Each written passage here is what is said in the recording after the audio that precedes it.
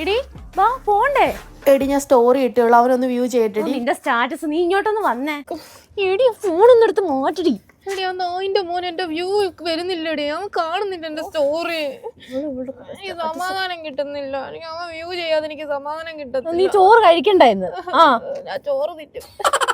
എവിടെ പോയോ? ചത്തോ?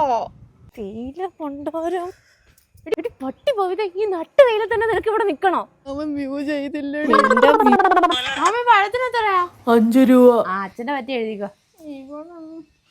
ഈ പഴം തിന്ന്. അവ കണ്ട് കണ്ട്